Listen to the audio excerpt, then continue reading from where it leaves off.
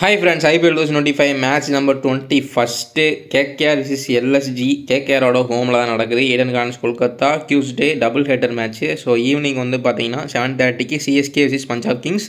அதுக்கு video post பண்ணிடுவோம். So இந்த மேட்ச் பார்த்தீங்கன்னா மதியம் மேட்ச்சு 3:30க்கு 8th April. ஸோ இந்த மேட்ச்சுக்கான ஃபுல் ஸ்டாட்ஸ் அனலைசிஸ் எல்லாமே நம்ம பார்த்துடலாம். இப்போ நம்ம வீடியோக்குள்ளே போயிடலாம். ஃபஸ்ட்டு கிரவுண்ட் ஸ்டாட்ஸுன்றதை பார்த்துடலாம். ஸோ டோட்டல் 95 மேட்ச்சில் வந்து பார்த்தீங்கன்னா ஆவரேஜ் ஸ்கோர் 170+, பேட்டிங் ஃபஸ்ட்டு 40 டைமும் சேசிங் 55 டைமும் வின் பண்ணியிருக்காங்க. ஸோ இந்த பிச்சை பொறுத்த வரைக்கும் பார்த்தீங்கன்னா ஒரு பிளாக் சாயில் விக்கெட்டு தான் ஈடன் கார்டன்ஸ் யூஸ் பண்ணுறாங்க. ஸோ பேட்டர்ஸ்க்கும் ஸ்பின்னர்ஸ்க்கும் ஹெல்ப்ஃபுல்லாக இருக்கும். மேட்ச் மூவ் ஆன் ஆக ஸ்பின்னர்ஸ் அதுவும் செகண்ட் பவுலிங்கில் குறிப்பாக விக்கெட்டுன்றது ஸ்பின்னர்ஸ்க்கு அதிகமாக விழுகும்.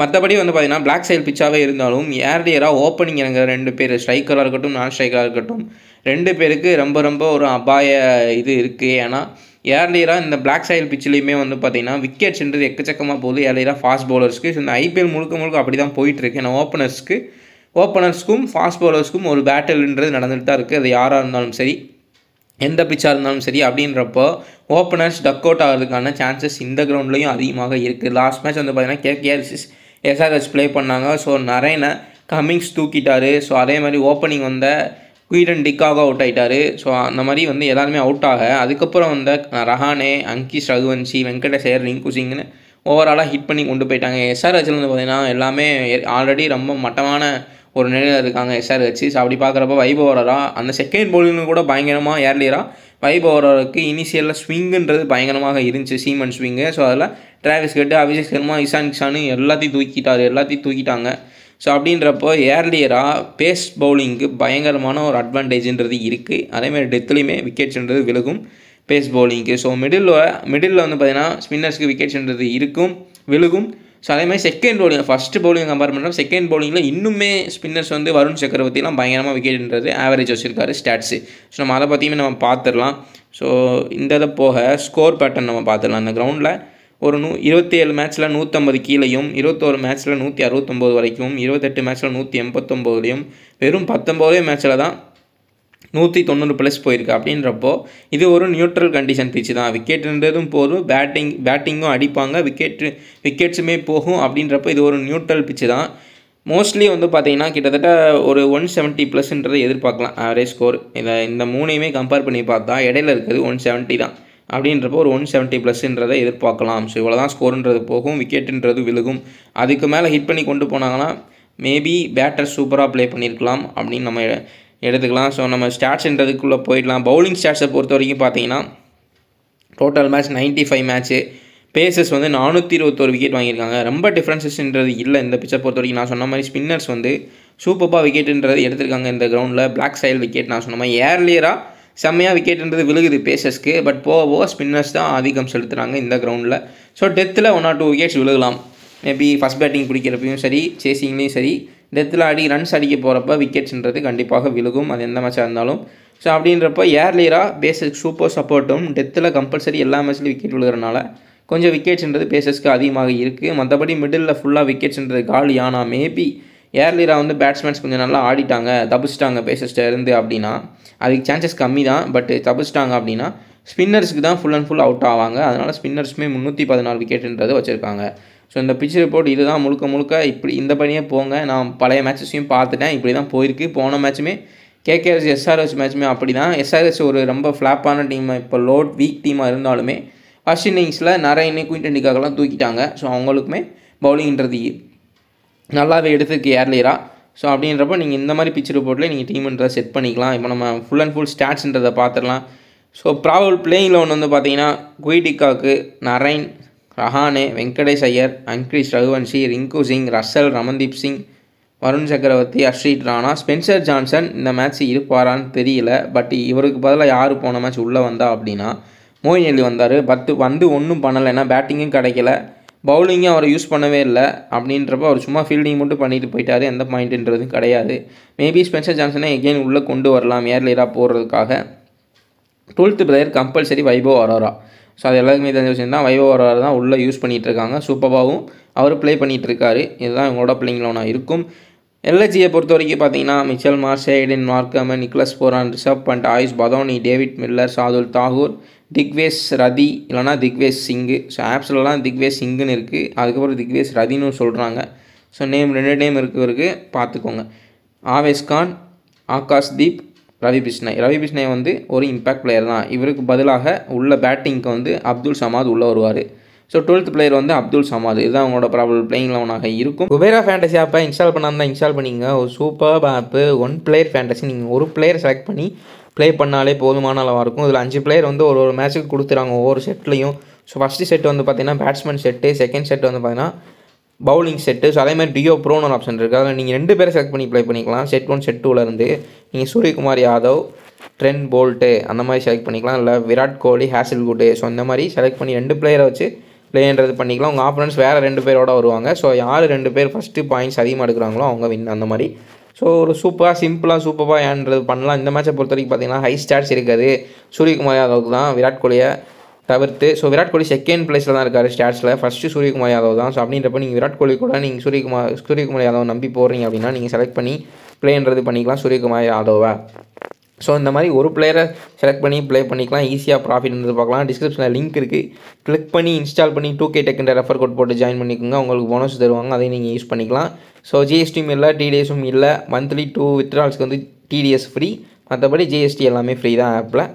ஸோ யூஸ் பண்ணிக்கோங்க.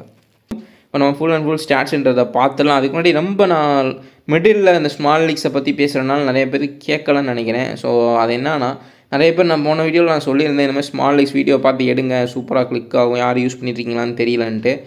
அதை பார்த்துட்டு நம்ம மெம்பர்ஸ் வந்து பார்த்திங்கன்னா, நம்ம யூசர்ஸ் வந்து பார்த்திங்கன்னா, ஒருத்தர் வந்து வின்னிங்ஸை ஃபுல்லாக நமக்கு மெயில் பண்ணியிருந்தார். அது சூப்பராக இருந்துச்சு பார்க்க. அவரோட வீடியோ பார்த்து 1 டீம் போட்டு வின் பண்ணியிருக்காரு. அது பார்க்கவே ரொம்ப நல்லா இருந்துச்சு. அதே மாதிரி கமெண்ட்ஸ்லேயும் வந்து ஃபஸ்ட்டு மேட்ச்லேருந்து நம்ம வீடியோவை பார்த்துட்ருக்க ஒரு ரெகுலர் ப்ரோ வந்து பார்த்திங்கன்னா ஃபஸ்ட் மேட்ச்லேருந்துமே சூப்பராக போயிட்டுருக்கு வீடியோ.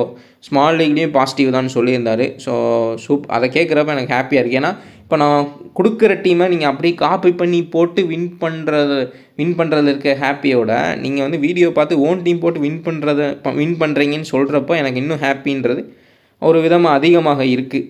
ஏன்னா அது வந்து உங்களுக்கு கொஞ்சம் யூஸ்ஃபுல்லாக இருக்கும். ஏன்னா இப்போது நம்ம டீம்ஸை டெலகிராம் அது தப்பு கிடையாது ஃபாலோ பண்ணுறது. பட் நம்ம டீம்ஸை போடுறீங்க அப்படின்னா, ஒரு நாள் நம்ம ஜெயிச்சிட்டோம் அப்படின்னா, நம்ம டீம் வின் பண்ணிடுச்சுன்னா நீங்கள் என்ன நினைப்பீங்க? ஓகே, இந்த சேனலில் வந்து டீம்ஸ்ன்றது நல்லா போடுறாங்க, நம்ம இதே ஃபாலோ பண்ணிக்கலாம்னு நினைப்பீங்க. அதே இன்னொரு நாள் தோத்துருச்சு அப்படின்னா என்ன நினைப்பீங்க? டீம்ஸ்ன்றது நீங்கள் மொக்கையாக போயிடுச்சு, இவங்க டீம் வந்து நல்லா போடுறது இல்லைன்னே நினைப்பீங்க.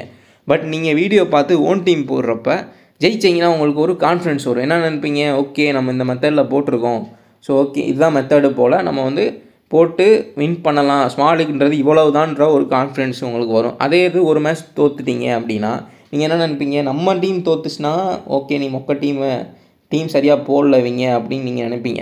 ஆனால் நீங்கள் டீம் போட்டு தோத்தீங்க அப்படின்னா நம்ம என்ன மிஸ்டேக் பண்ணியிருக்கோம் அப்படின்றத நீங்கள் நோட் பண்ணிங்க. ஓகே, இன்றைக்கி வந்து நம்ம ரிஷப் பண்ட்டை வந்து தேவையில்லாமல் ஈஸியாக போட்டோம், இல்லை ரிஷப் பண்ட்டை வந்து கேப்டன் நான் போட்டிருக்கணும், இவரை ஆயுஷ் பதோனி ஃபஸ்ட் பேட்டிங்கில் ஆவரேஜ் இருந்துச்சு, நம்ம எடுத்துருக்கலாம், வின் பண்ணியிருப்போம், எடுக்காமல் விட்டுட்டோம். அந்த மாதிரி வந்து மிஸ்டேக்ஸை நீங்கள் நோட் பண்ணுறப்ப உங்களுக்கு அடுத்தடுத்து வந்து ஃபேண்டஸினா என்னன்னு தெரிஞ்சுக்கலாம்.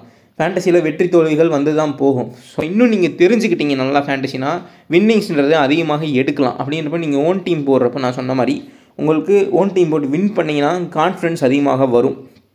அதே மாதிரி ஓன் டீம் போட்டு தோற்றிங்கன்னா நீங்கள் என்ன மிஸ்டேக் பண்ணியிருக்கீங்கன்றதை வச்சு நீங்கள் ஃபேண்டஸியை இன்னுமே கற்றுக்கலாம். ஸ்மால் லீக் எப்படி போடலான்ற ட்ரிக்ஸுமே நீங்கள் கற்றுக்கலாம். அதுக்காக தான் நான் சொல்லிக்கிட்டே இருக்கேன். நீங்கள் வீடியோ பார்த்து டெலகிராமில் போகிற டீமை ஃபாலோ பண்ணுறது தப்பு இல்லை. பட் உங்கள் வீடியோ பார்த்து உங்கள் டீம் போட்டிங்கன்னா உங்களுக்கு ஃபேண்டஸியை பற்றி நிறைய தெரிஞ்சுக்கலாம், உங்கள் மேலே உங்கள் கான்ஃபிடன்ஸ் வரும். ஸோ நிறைய விஷயங்கள் இருக்குது ஓன் டீம் போடுறதுல. அதனால தான் நான் திரும்ப சொல்லிகிட்டு இருக்கேன். ஸோ ஸ்மால் லீக் எப்படி போடுறதுன்னு தெரியாதவங்களுக்கு நான் ஐடியா சொல்லிகிட்டு இருக்கேன். ஏன்னா ஈஸி தான், சிம்பிள் தான். இப்போ 10 பிளேயர் வந்து பர்சன்டேஜை எடுத்துக்கோங்க, ஹை பர்சன்டேஜ் 10 பிளேயர்ஸை எடுத்துக்கிட்டு 11வது பிளேயரை ஹை ஸ்டாட்ஸ் இருக்க ரிஸ்கி பிளேயராக ஒருத்தரை நீங்கள் சூஸ் பண்ணி. இந்த மேட்ச்சில் வந்து பார்த்தீங்கன்னா இப்போ ஆயுஷ் பதோனிலாம் நான் ஒரு மேட்ச் எடுத்து வின் பண்ணேன் ஸ்மால் லீக்கில். அதே மாதிரி வந்து பார்த்தீங்கன்னா அங்கீஷ் ரகுவன்சி இருக்கார், அந்த மாதிரி எடுத்துக்கலாம். ஸோ நேகல் வதேராவை எடுத்து நான் ஒரு மேட்ச் வின் பண்ணேன். ஏன்னா லோ பர்சன்டேஜில் ஸ்டாட்ஸ்ன்றதை வச்சுருந்தார். ஸோ அந்த 11வது பிளேயரை நான் வந்து ரிஸ்கியாக ஒரு பிளேயரை பிக் பண்ணிக்கிறேன். இவ்வளோ தான் மேட்ரு. அதே மாதிரி கேப்டன் அப்போ வந்து பார்த்தீங்கன்னா இந்த மேட்ச்சில் யூனிவர்சல் கேப்டனாக யாரை போடுவாங்க? மேபி இந்த ரசல் வந்து ஃபுல்லாக ஃபார்முக்கு வந்துட்டார் அப்படின்றப்ப ரசலை போடலாம்.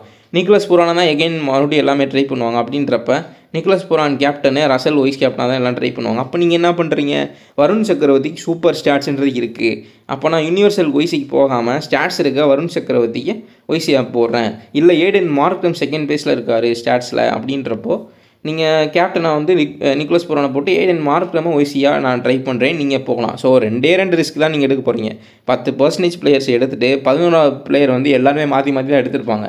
அப்போது அந்த ஹை ஸ்டாட்ஸ் இருக்க ஒரு லோ பர்சன்டேஜ் பிளேயரை நீங்கள் பிக் பண்ணிவிட்டு அதே மாதிரி கேப்டனை நீங்கள் சேஃபாகவே போட்டு வைஸ் கேப்டன் நான் சொன்ன மாதிரி ஸ்டாட்ஸ் வச்சு போட்டிங்கனாவே சூப்பராக போகும். நான் இந்த வீடியோ பேசுகிறத வச்சு தான் என்னோடய ஸ்மால் லீக்ஸை நான் ப்ளே பண்ணுறேன். அது மினிஜியலாக இருக்கட்டும், ஸ்மால் லீக்காக இருக்கட்டும், அதை வச்சு தான் நான் கிராண்ட் லீக்காக இருக்கட்டும், இந்த வீடியோ பேசுகிறத வச்சு தான் நான் டீம்ஸ்ன்றது எடுக்கிறேன். நான் சொன்ன ஐடியாவில் தான் நான் ஸ்மால் லீக்ன்றது ப்ளே பண்ணிகிட்ருக்கேன். சூப்பராக கிளிக் ஆகும், ட்ரை பண்ணி பாருங்கள். ஸோ நம்ம high stats to low stat இந்த மேட்சை பற்றி பேசிடலாம்.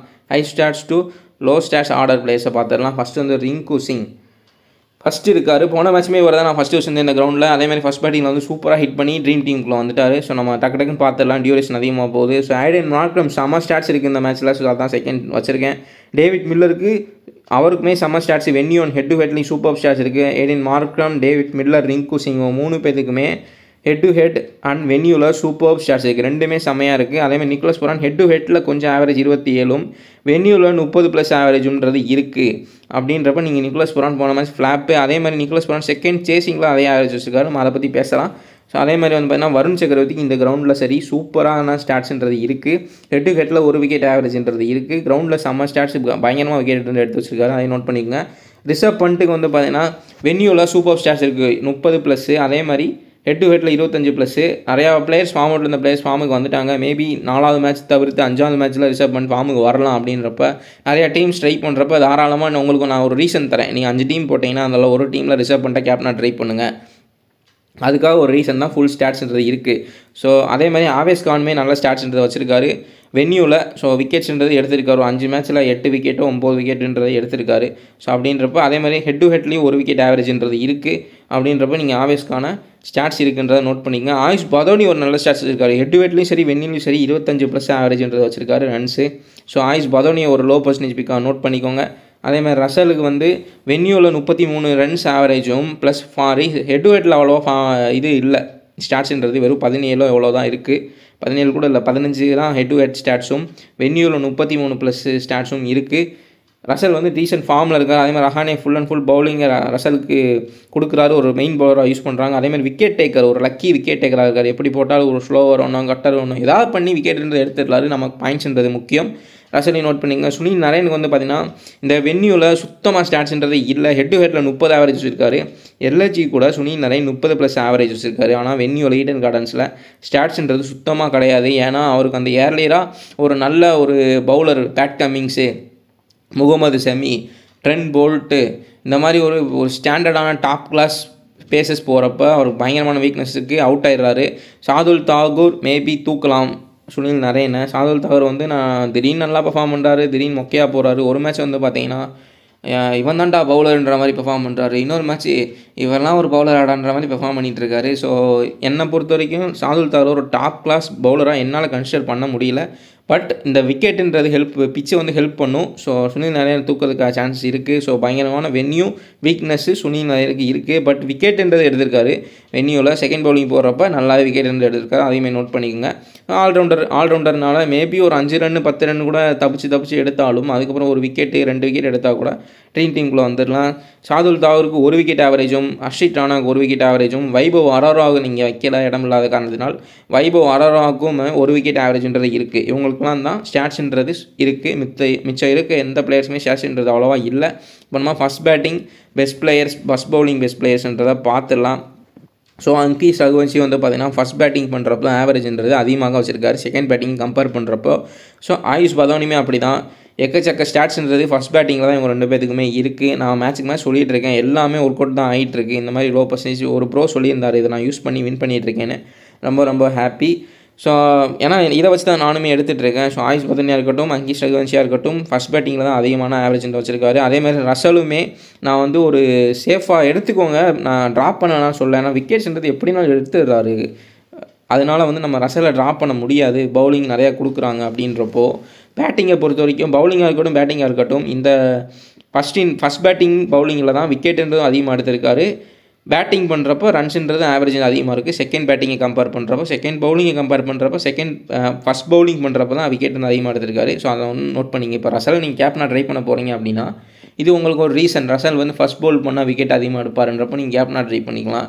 இல்லை பேட்டிங் பண்ணுறாங்கன்னா சான்ஸ் கிடைக்கிறது கஷ்டம் தான் பேட்டிங்கிறப்போ, அப்போ நீங்கள் வந்து ஒய்சியாக கூட நீங்கள் ட்ரை பண்ணிக்கலாம். ஸோ செகண்ட் பவுலிங்லேயே விக்கெட் இருந்து எடுக்கிறாரு, ஒரு சேஃப் சாய்ஸ் தான் Russell. So second batting bowling வந்து பார்த்திங்கன்னா குவி டிகாக், ரிங்கு சிங்கு, வருண் சக்கரவர்த்தி. ஸோ குவி டிகாக் வந்து பார்த்திங்கன்னா சுத்தமாக இந்த மேட்ச்சில் ஸ்டாட்ஸ்ன்றது இல்லை. ஃபார்மர் எல்எஸ்ஜி பிளேயரு, எல்எஸ்ஜி கூட எந்த இயரு எந்த டீம் கூட அடிச்சாருன்னு தெரில. பட் கேஎல் ராகுல் குவிண்டன் டிகாக் ப்ளே பண்ணுறப்போ வந்து பார்த்திங்கன்னா 100+ ஸ்கோர், ஹை ஸ்கோர் அடித்தார் ஒரு மேட்ச்சில். ஸோ அது மட்டும் எனக்கு ஞாபகம் இருக்குது, அந்த நாக் மட்டும். ஏன்னா மற்ற டீட்டெயில்ஸ்லாம் ஞாபகம் இல்லை. அந்த ஃபார்மர் எல்எஸ்ஜி பிளேயர்ன்ற ஒரு ஸ்டாட்ஸ் தவிர வேறு எதுவுமே இல்லை. இவங்க கூடயும் ஹெட் டு ஹெட்டில் ஸ்டாட்ஸ்ன்றது இது வரைக்கும் ப்ளே பண்ணலான்ற மாதிரி போட்டிருக்காங்க, நோ ஸ்டாட்ஸு. ஸோ அதே மாதிரி வந்து பார்த்தீங்கன்னா வென்யூலையும் சுத்தமாக ஸ்டாட்ஸ்ன்றது இல்லை குவி டிகாக்கு, அதையுமே நோட் பண்ணிக்கோங்க. மேபி செகண்ட் சேசிங் பண்ணால் ஃபஸ்ட் பேட்டிங் கம்பேர் பண்ணுறப்போ செகண்ட் பேட்டிங்கில் தான் அதிக சேசிங் ரன்ஸுன்றதை வச்சுருக்காரு. ஃபஸ்ட் பேட்டிங்கில் அவுட் ஆகி நம்ம நிறையா டைம் பார்த்துருக்கோம். ஆவரேஜ்ன்றது ரொம்ப ரொம்ப கம்மியாக இருக்குது. ஸோ மேபி குவி டிகாக் சேசிங்கில் தான் ஒரு மேட்சுமே நல்லா ஹிட் பண்ணி வின் பண்ணாங்க கேகேஆர். அதில் குவி டிகாக் தான் அதிக ஸ்கோர் அடித்தாங்க இந்த சீசன்லேயுமே. அப்போ குவி டிகாக் வந்து ஃபஸ்ட் பேட்டிங் பண்ணுறப்போ நீங்கள் ட்ராப் பண்ணிக்கலாம், செகண்ட் பேட்டிங் பண்ணுறப்போ நீங்கள் பிக்குன்றது ரிஸ்கியாக ட்ரை பண்ணுறவங்க பண்ணிக்கங்கன்னா ஸ்டாட்ஸ்ன்றது சுத்தமாகவே இல்லை இந்த வென்யூலையும் சரி ஹெட் டு ஹெட்லேயும் சரி. அந்த ஃபார்மர் எல்எஸ்ஜி பிளேயர்ன்றதை தவிர்த்து அதுக்கப்புறம் ஒன்றே தான் இருக்குது, அது என்னன்னா சேசிங் பேட்டர்ன்ற இந்த ரெண்டு விஷயங்கள் மட்டும்தான் குவி டிகாக்கு இந்த மேட்ச்சில் இருக்குது. அதை நோட் பண்ணிக்கோங்க. ரிங்கு சிங்க்கு சூப்பர் ஸ்டாட்ஸ் இருக்குது, நல்ல ஸ்டாட்ஸ் இருக்குது, மஸ்ட்டு பிக் பண்ணிக்கோங்க. அதே மாதிரி வந்து பார்த்தீங்கன்னா உங்களுக்கு எக்ஸ்ட்ரா நீங்கள் ரிங்கு சிங் கேப்டன் வைஸாக ட்ரை பண்ண போகிறீங்க அப்படின்னா செகண்ட் பேட்டிங்கில் தான் ஆவரேஜ் கிட்டத்தட்ட டபுள் மடங்கு வச்சுருக்காரு. ஃபஸ்ட் பேட்டிங் பண்ணுறப்போ 25 ஆவரேஜும், செகண்ட் பேட்டிங் பண்ணுறப்ப 50+ ஆவரேஜும் வச்சுருக்காரு. ஸோ அப்படின்றப்ப ரிங்கு சிங்கை மஸ்ட் பிக் பண்ணிக்கோங்க. பட் செகண்ட் பேட்டிங் பண்ணுறப்போ நீங்கள் கேப்டன் வைஸியாக ட்ரை பண்ணிக்கலாம். ஸோ வருண் சக்கரவர்த்தி வந்து பார்த்தீங்கன்னா ஃபஸ்ட் பவுலிங் கம்பேர் பண்ணுறப்ப செகண்ட் பவுலிங் தான் எக்கச்சக்க விக்கெட்ஸ் நம்பர்ஸ்ன்றது அதிகமாக இருக்குது. அப்போ வருண் சக்கரவர்த்தி நீங்கள் செகண்ட் பவுலிங் பண்ணுறப்போ ஒய்சியாவோ கேப்டனாவோ நீங்கள் ட்ரை பண்ணிக்கலாம். அதுக்கான ஒரு ரீசனை தான் தரேன். ஸோ இந்த மாதிரி ஸ்டாட்ஸை வச்சு நீங்கள் ரீசனபுளாக போகிறப்ப ஃப்ளூக்கில் போகிறத தவிர்த்து ரீசனபுளாக போகிறப்ப உங்களுக்கு ஒரு கான்ஃபிடன்ஸ் கிடைக்கும். ஓகே ஸ்டாட்ஸ்ன்றது இருக்குது, இன்றைக்கி இந்த பிளேயர் பெர்ஃபார்ம் பண்ணிடுவாங்க, நம்ம கரெக்டாக தான் போட்டிருக்கோன்ற ஒரு கான்ஃபிடன்ஸ் இருக்கும். ஸோ அது ரொம்ப ரொம்ப முக்கியம். டேவிட் மில்லருக்குமே சூப்பர் ஸ்டாட்ஸ் இருக்குது இவங்க கூட அப்படின்றப்போ நீங்கள். ஆனால் ஃபஸ்ட் பேட்டிங்கில் பார்த்தீங்கன்னா போன மேட்ச்சு ஆயுஷ் பதோனியும் சரி டேவிட் மில்லரும் சரி கொஞ்சம் ரன்ஸ்ன்றதை பிக் பண்ணி உள்ளே வந்துட்டாங்க. ஆயுஷ் பதோனி நல்லா ப்ளே பண்ணார், டேவிட் மில்லர் கொஞ்சம் ரன்ஸ் தான் அடித்தார், ஹர்திக் பாண்டியாவுக்கு அவுட் ஆகிட்டார்.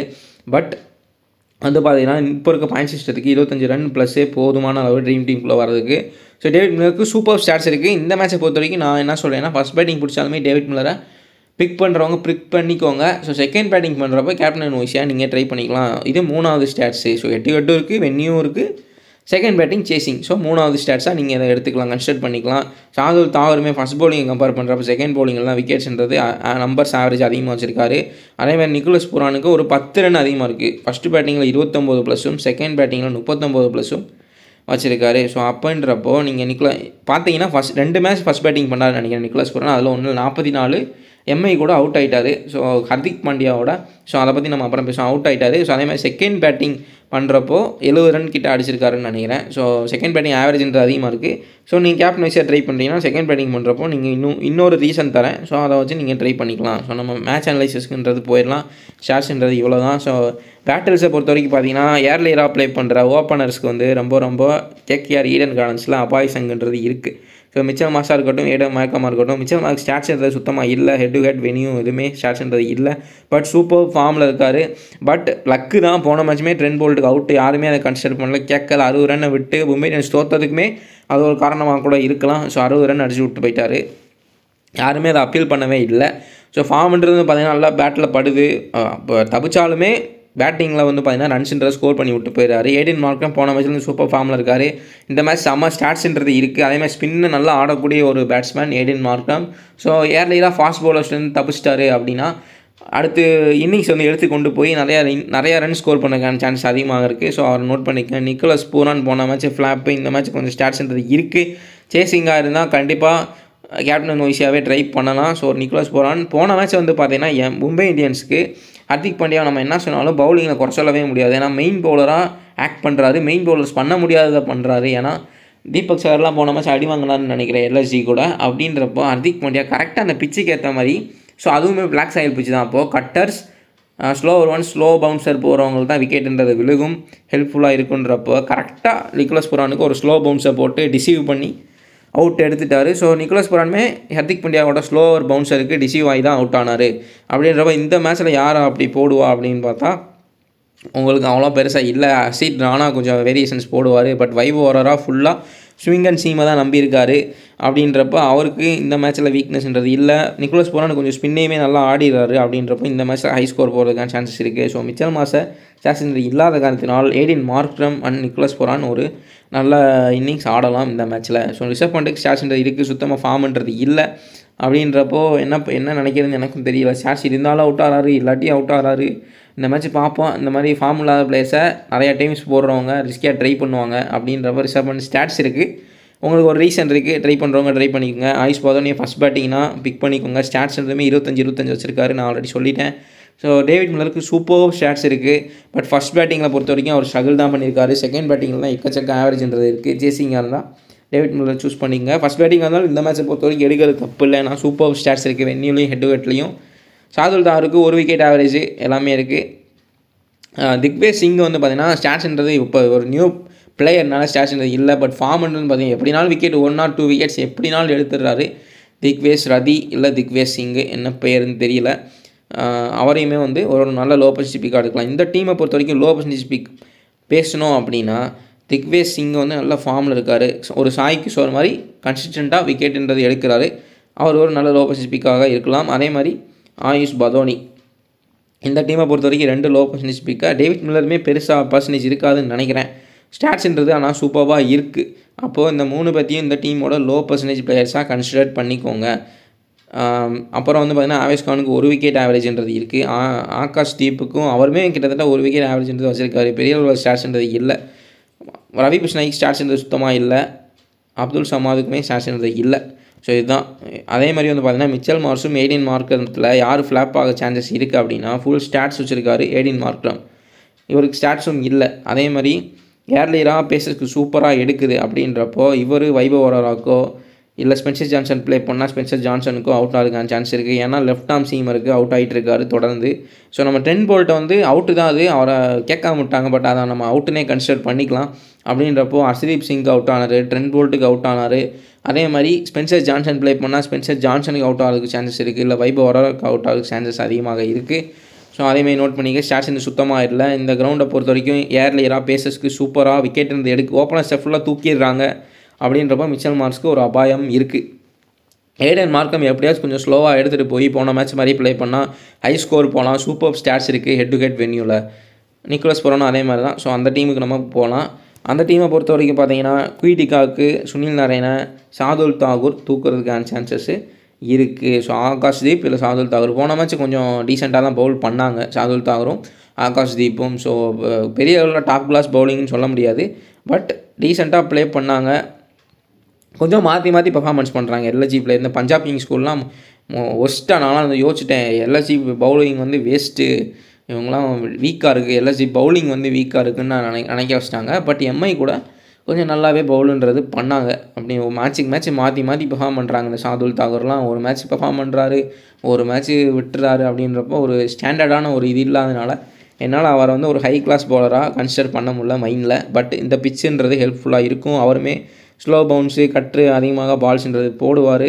ஏர்லியராகவும் ஸ்விங் அண்ட் சீமுக்கு ஹெல்ப்ஃபுல்லாக இருக்கும். ஆகாஷ் தீபன் ஷார்துல் தாகூர் தான் எகெயின் ப்ளே பண்ணுவாங்கன்னு நினைக்கிறேன். அப்படின்றப்ப குயிட்டிக்காக சுத்தமாக ஸ்டாட்ஸ்ன்றது இல்லை. நரேனுக்கு இந்த வென்யூவில் மோசமான ஸ்டாட்ஸ்ன்றதை வச்சுருக்காரு. ஹெட் டு ஹெட்டில் 30+ இருக்குது, பட் மேபி அது வேணால் ஹெல்ப் பண்ணலாம். பட் வென்யூவில் ஒரு நல்ல பேசர் வந்து போட்டார் அப்படின்னா ஏர்லியராக அவங்க 2 பேர்த்தையுமே தூக்கிடலாம். குயிட்டிக்காவுக்கு ஃபஸ்ட் பேட்டிங் பண்ணால் சுத்தமாக எதுவுமே இல்லை, நிறையா வீக்னஸ் தான் இந்த மேட்ச்சில். குயிட்டிக்காவுக்கு வந்து நிறையா வீக்னஸ் தான் இருக்குது.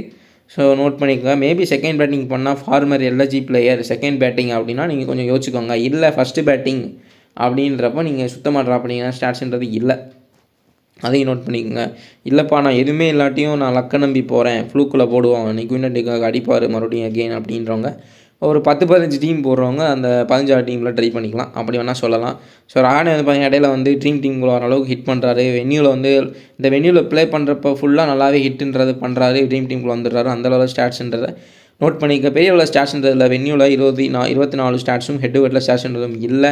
வெங்கடேஷ் ஐயருக்குமே ஸ்டாட்ஸ்ன்றது ரொம்ப ரொம்ப கம்மி. பட் லாஸ்ட் மேட்ச் ஃபார்முக்கு ஃபுல்லாக உள்ளே வந்துட்டார். ஸோ நான் 3 மேட்சாக ட்ரை பண்ணிகிட்ருக்கேன். ஸ்டாட்ஸ் இருக்கப்போலாம் ட்ரை பண்ணேன், அப்போலாம் அவர் ஃபார்முக்கு வரல. ஸ்டாட்ஸ் இல்லாதப்போ ஃபார்முக்கு வந்துட்டார், பெரிய விஷயந்தான். ஸோ வெங்கடேஷ் ஐயர் ஃபார்முக்கு வந்துட்டார். அவரையுமே நீங்கள் பிக் பர்சன்டேஜ் அதிகமாக இருக்கும் இந்த மேட்ச்சில் வந்து வெங்கடேஷ் ஐயருக்கு. ஸோ நீங்கள் வந்து ட்ரைன்றதை பண்ணிக்கலாம். அங்கீஷ் ரகுவன்சி நான் சொன்ன மாதிரி ஒரு லோ பர்சன்டேஜ் பிக்காக ட்ரை பண்ணிக்கலாம். ரிங்கு சிங்க்கு சூப்பர் ஸ்டாட்ஸ் இருக்குது, நிறைய பேர் ட்ரை பண்ண மாட்டாங்க. ரிங்கு சிங்கை கேப்டன் வைஸியாக நீங்கள் ட்ரைன்றதை பண்ணிக்கலாம் ஜிஎல்ல. ஸோ ரசலுமே ஒரு சேஃபான பிக்காக இருப்பார். ரமன்தீப் சிம்மா நான் கன்சிடர் பண்ணலை. பேட்டிங்ன்றது கிடைக்காது, பவுலிங்ன்றது கிடைக்காது அப்படின்றப்போ வெறும் ஃபீல்டராக தான் யூஸ் பண்ணுறாங்க. ஸோ வருண் சக்கரவர்த்தி செகண்ட் பவுலிங் போட்டால் நீங்கள் தாராளமாக கேப்டன் வைஸியாக ட்ரை பண்ணலாம். அர்ஷித் ராணாக்கு 1 விக்கெட் ஆவரேஜ் தான் இருக்குது. ஸ்பென்சர் ஜான்சனுக்கு ஸ்டாட்ஸ்ன்றது இல்லை. இவருக்கு பதிலாக மொயின் அலி ப்ளே பண்ணால் அவர் பவுலிங் போடுவார், பேட்டிங் பண்ணுவாரான்னு தெரியல. இவர் ப்ளே பண்ணல அப்படின்னா ரசல் தான் ஃபுல் டைம் பேசராக டீமுக்கு வந்து ப்ளே பண்ணுவார். அதேமாதிரி நோட் பண்ணிக்கங்க. இந்த டீமை பொறுத்த வரைக்கும் லோ பர்சன்டேஜ் பிக்குன்னு வந்து பார்த்தீங்கன்னா அங்கீஷ் ரகுவன்சியை, ரிங்கு சிங்கு. ஸோ இவங்கெல்லாம் கொஞ்சம் ரிங்கு சிங்குமே கொஞ்சம் லோ பர்சன்டேஜில் தான் இருப்பார். அப்படின்றப்ப இவங்க 2 பேர்த்தையுமே ஒரு நல்ல லோ பர்சன்டேஜ் பிக்காக நீங்கள் பிக்குன்றது பண்ணிக்கலாம். அங்கீஷ் ரகுவன்சி வந்து ஸ்டாட்ஸ்ன்றது வச்சுருக்காரு, ஸ்டாட்ஸ்ன்றது இல்லை அங்கீஷ் ரகுவன்சிக்கு அவ்வளோவா. அந்த வென்யூவில் கொஞ்சம் ஒரு 24+ இருக்குது. பட் ஃபஸ்ட்டு பேட்டிங்னா நீங்கள் வந்து அங்கீஷ் ரகுவன்சியை வந்து பிக்குன்றது பண்ணிக்கலாம். செகண்ட் பேட்டிங்கில் சுத்தமாக ஆவரேஜ்ன்றது இல்லை, அதையுமே நோட் பண்ணிக்கோங்க. ஸோ அதுதான் ஃப்ரெண்ட்ஸ் நம்மளோட அனலைசிஸு. நான் டெமோ டீம்ஸுமே வச்சுருக்கேன். 2 டீம் தான் டியூரேஷன் அதிகமாக போயிட்டே இருக்குன்றனால. ஸோ அதையுமே நம்ம பார்த்துடலாம். நம்ம டீம்ஸுன்றதை பார்த்துடலாம். First team Nicholas Pooran, Rishabh Pant, David Miller, Rahane, Rinku Singh, Ayush Badoni, Russell, Markram, Varun Chakravarthy, Shardul Thakur, Vaibhav ஓரா. இந்த ஃபஸ்ட்டு 2 டீம் வந்து பார்த்திங்கன்னா ஸ்டாட்ஸ் அந்த வீடியோவில் என்னென்ன ஸ்டாட்ஸ் யாருக்கு அதிகமாக இருக்கோ அதை வச்சு தான் டீம்ன்றதை பிக் பண்ணியிருக்கேன். ஸோ நீங்கள் டெமோ டீமாக எடுத்துகிட்டு வீடியோ ஃபுல்லாக பார்த்துட்டு நீங்கள் டீம்ஸ்ன்றதை பிக் பண்ணிக்கோங்க. இதே அப்படியே காப்பி பண்ணி போட வேண்டாம். ஸோ டேவிட் மில்லர் வந்து vice captain, Rinku Singh captain. Second team பார்த்துடலாம். செகண்ட் டீமை பொறுத்த வரைக்கும் Nicholas Pooran, Mitchell Marsh, Venkatesh Iyer, Raghuvanshi, Narine, Russell, Markram, Varun Chakravarthy, Avesh Khan, Digvesh Singh, Vaibhav Arora. Captain Markram, vice captain Nicholas Pooran. அதுக்கப்புறம் வந்து பார்த்திங்கன்னா ஒரு ஒன் சைட் பவுலிங் அட்டாக் கேகேஆருக்கு எகெயின் எஸ்ஆர்எச் மாதிரி போகும். எல்ஹெச்சி வந்து ஃப்ளாப் ஆவாங்கன்ற மாதிரி ஒரு டீம் வந்து செட் பண்ணியிருக்கேன். Nicolas பூரான், David Miller, Venkatesh Iyer, Rahane. போன மேட்ச் மாதிரி வெங்கடேஷ் ஐயர் அதிக ரன்கள் அடிக்கலாம் அந்த மாதிரி. ஸோ ஸ்டாட்ஸ்ன்றது கம்மியாக தான் இருக்குது. பட் போன மேட்ச் இந்த கிரவுண்டில் அடித்தார், ஃபார்முக்கும் வந்தார், மேபி கிளிக் ஆகலாம் அந்த மாதிரி வந்து ஜிஎல் டீமுக்கு ட்ரை பண்ணியிருக்கேன். So Ayush Badoni, Russell, Markram, Varun Chakravarthy, Harshit Rana, Shardul Thakur, Vaibhav Arora vice captain, Venkatesh Iyer captain. இதான் ஃப்ரெண்ட்ஸ் நம்மளோட டீமு. வீடியோஸ் லைக் பண்ணுங்கள், ஷேர் பண்ணுங்கள். எனி டவுட்ஸ்னாலும் கமெண்ட் பண்ணுங்கள், நான் எக்ஸ்பிளைன் பண்ணுறேன் டவுட்ஸில். ஸோ நான் ஃபுல் டவுட்ஸை ஃபுல்லாக கிளியர் பண்ணுறேன் கமெண்ட்ஸில். ஸோ கண்டிப்பாக கமெண்ட்ஸ் எதாவது பண்ணுங்கள். எதாவது மிஸ் பண்ணியிருந்தால் கூட கேளுங்க, நான் சொல்கிறேன். நம்ம சேனலையும் சப்ஸ்கிரைப் பண்ணாமல் இருந்தால் சப்ஸ்கிரைப் பண்ணிக்கோங்க. நெக்ஸ்ட் வீடியோவில் பார்க்கலாம்.